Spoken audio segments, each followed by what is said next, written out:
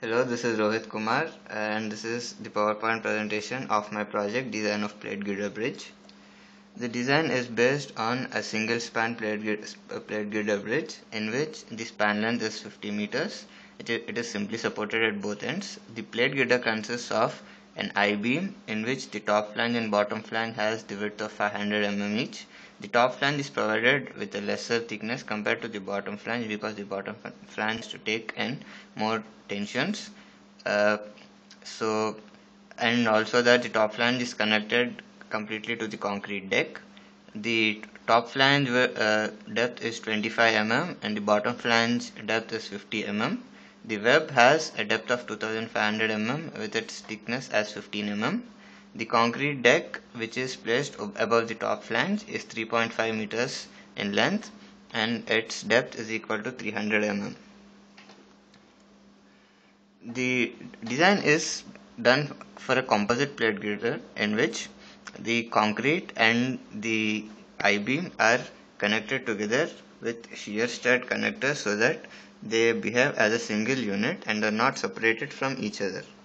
The free body diagram of the distribution of loads is provided on the right side diagram, and the left diagram shows the description which was just provided of the cross section of the steel plate girder or the plate girder bridge.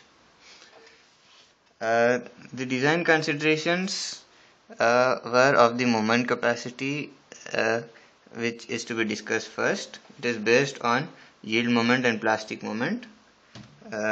The plastic moment diagram is shown to the right, in which the forces are of the order of the six forces are in the order. The top force is that of the reinforcement at the top, and then we have the force due to the slab, and then we have the force due to the reinforcement at the bottom.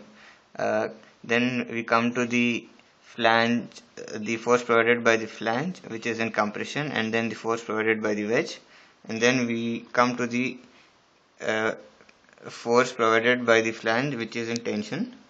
The our design is based on positive flexure region, and it is considered that in the positive flexure region the reinforcements inside the concrete will be under compression. They do not play much role in the design process, and hence we neglect those forces in our design.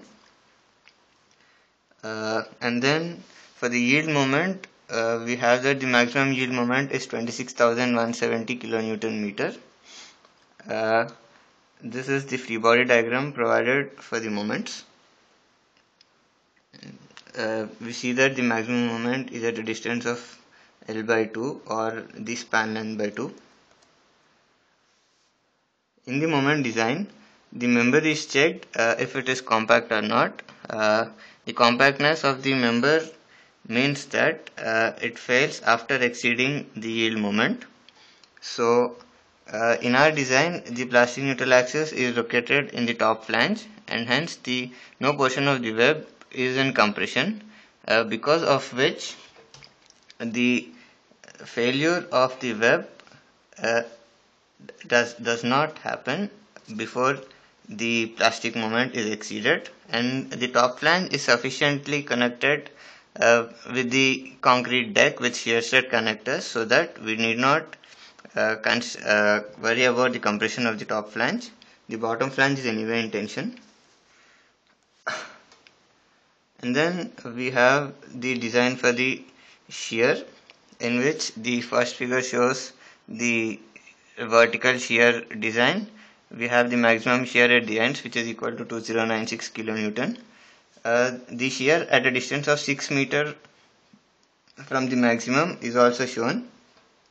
This is because the unbraced length is equal to 6 meters. That is, the stiffeners are provided after 6 meter length. So we calculate the shear forces at that point to see if the stiffeners are required or not. and then the right portion repeats the figure which was shown previously in order to mention the shear stud connectors. The shear stud connectors provide resistance to the horizontal shear, and we can see that in the cross section there are 3 shear stud connectors provided in a row.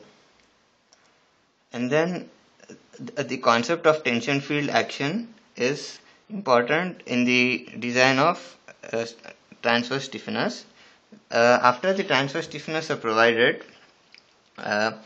the stress fields after buckling of the web will be shifting in such a way that the failure will be in the diagonal direction and not in the horizontal direction. That is, the web portion will be behaving like a diagonal of a truss which is in tension, and then the two transverse stiffeners will be in compression. So we will be designing to see if the transverse stiffeners have enough area to resist this compression, and after the buckling, actually, since the web portion is in tension and steel is always ready to take in a lot of tension, the capacity of the structure increases. It becomes multifold and can take in a much greater live load than it takes before buckling, or because of the tension field action the capacity increases. That's it. Thank you.